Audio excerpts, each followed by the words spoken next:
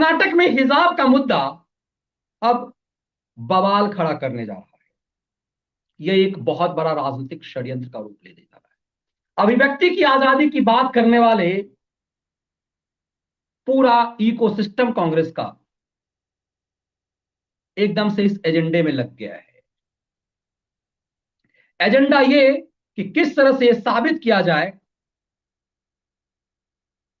ये हर्षा है, और ये साथ में कर्नाटक के एक मंत्री हैं, मुंबई सरकार के जो बसवराज राव मुंबई की जो सरकार है उसमें मंत्री हैं, और इन्होंने पहली बार खुल करके बोला कि मुस्लिम गुंडों ने मार दिया हर्षा को। हर्षा कौन है? हर्षा बजरंग दल का एक कार्यकर्ता, और इसने अपने फेसबुक पर हिजाब पर एक पोस्ट लिखा था।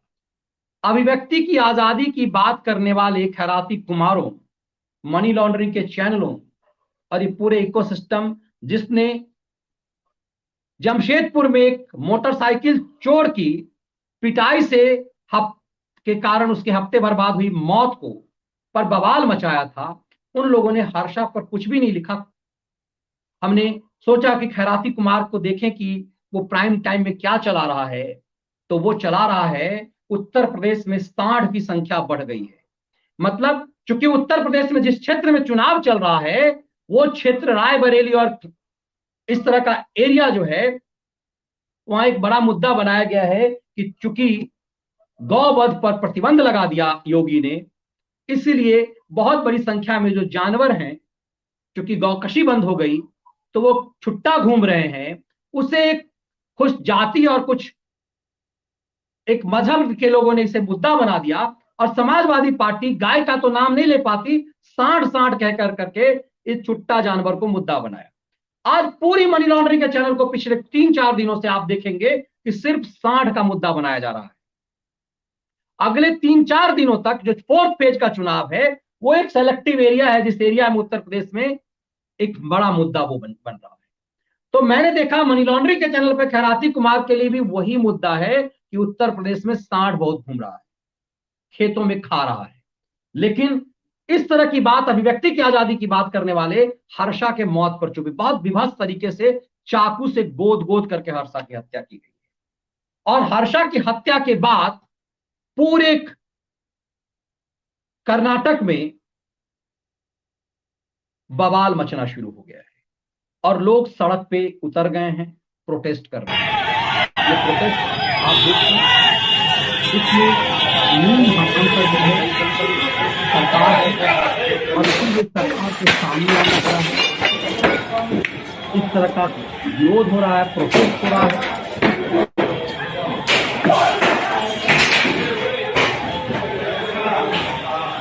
दरअसल मैं क्यों कह रहा हूं कि महाराज जानबूझ करके कर्नाटक को दंगे फसाद की आड़ में डाल दिया गया है।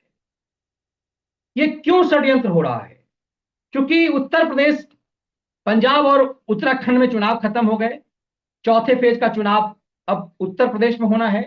अब ये पता चल गया कि ये परिणति कहां हो रही है। योगी के खिलाफ पूरे षड्यंत्र फेल हो गए। अब तो उस तरह की तस्वीरें कि गंगा किनारे जो पिछले साल इसी समय में जो तस्वीरें पेश की जा रही थी, कितने लोग मरे हैं, और पूरे भारत में कोरोना के चपेट में आ गया है। पूरा खैरातियों के गैंग ने दुनिया भर के अखबारों में तस्वीरें बांटी थी योगी को बदनाम करने के लिए। उसी समय में अब कुछ यूट्यूबर्स कुछ वीडियो बनाए जा रहे हैं कि ठीक इसी समय में जो पिछले साल बवाल किया गया था, आज हालात क्या हैं। और पूरे न्यूयॉर्क टाइम्स से लेके एक तमाम अखबारों में जो षड्यंत्र किया गया था वो क्या है। और ये दिखाया गया था कि ये दरअसल हिंदू लोग हैं, वो भगवा कलर में उनके लाशों को दफनाया गया है, उन्हें जलाया नहीं गया। जबकि उस समय भी हम लोगों ने कहा था कि ये एजेंडा के तहत किया जा रहा है, क्योंकि कुछ समुदाय में दफनाया जाता है गंगा के किनारे। आज की तस्वीर भी 1 साल पुरानी तस्वीर जैसी ही थी। आज कुछ रिपोर्टर ने काम कराया है, एक टीवी चैनल ने भी उसको शो किया है। अब इसको क्यों जोड़ रहा हूं मैं कि दरअसल ये पूरी तरह से क्यों पूरा इकोसिस्टम, जिसे मैं खैराती मीडिया कहता हूं, पूरा हिंदुत्व के खिलाफ है। उस समय ये मुद्दा बनाया गया कि हिंदू चूंकि मर रहे हैं, और चूंकि हिंदुत्ववादी या फिर एक हिंदू राष्ट्र के नाम पर लोग योगी के सपोर्ट में हैं, इसीलिए फसाद ये कराया जाए कि हिंदू ज्यादा मर रहे हैं, इसीलिए उनको दफनाया जा रहा है, जलाया नहीं जा रहा, लकड़ी कम पड़ गई है। यह षड्यंत्र किया गया। और इसी ढंग से एक षड्यंत्र अब कर्नाटक में किया गया कि हिंदू मुस्लिम दंगा हो जाए ताकि संसद में कोई विधेयक, कोई बिल पास ना हो सके। ये चुनाव का जो हताशा है, उससे पहले यह षड्यंत्र किया जा रहा है। कर्नाटक में हर्षा 24 साल के एक युवक की मौत चाकू गोद गोद के सड़क पर छटपटाते मिला। आज उसके शव के साथ लोगों ने प्रदर्शन किया, बजरंग दल ने। और राज्य के मुख्यमंत्री ने आकर के कहा कि हमने 24 घंटे के अंदर 24 घंटे के अंदर हमने 3 बदमाश गुंडों को गिरफ्तार कर लिया है। उसमें कासिफ और नदीम की गिरफ्तारी हो गई है। 5 लोगों के नाम बताए जा रहे हैं और कर्नाटक पुलिस ने कहा है कि हम अगले 24 घंटे के अंदर 5 को गिरफ्तार कर लेंगे। खुद बसवराव बोम्मई सामने आए, गृह मंत्री सामने आए और सरकार के एक मंत्री के.एस. ईश्वरप्पा ने तो साफ कह दिया कि ये मुसलमानों द्वारा कराया गया हत्या है।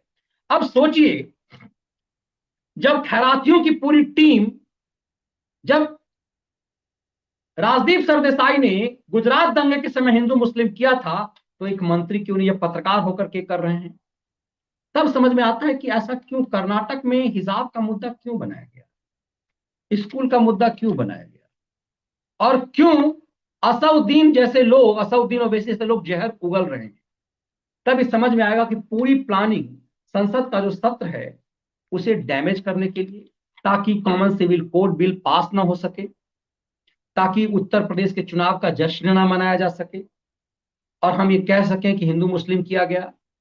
हर्षा की हत्या, हिजाब पर हर्षा की हत्या एक सरकार के लिए बड़ी चुनौती है। इस देश में चलेगा हमारा ही, और हम ही अपना शरिया कानून लागू करेंगे और गजवाए हिंद की तरफ हम बढ़ रहे हैं।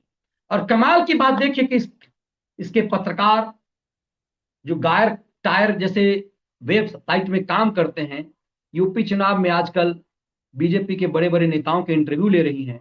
उसने एक एजेंडा चलाया था कि हमें कैसे अपने एजेंडे से चलना है। आज लग रहा है कि पूरा इकोसिस्टम किस लिए काम कर रहा है।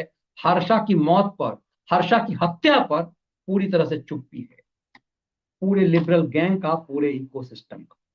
ये अपने आप में कई सवालों के जवाब है।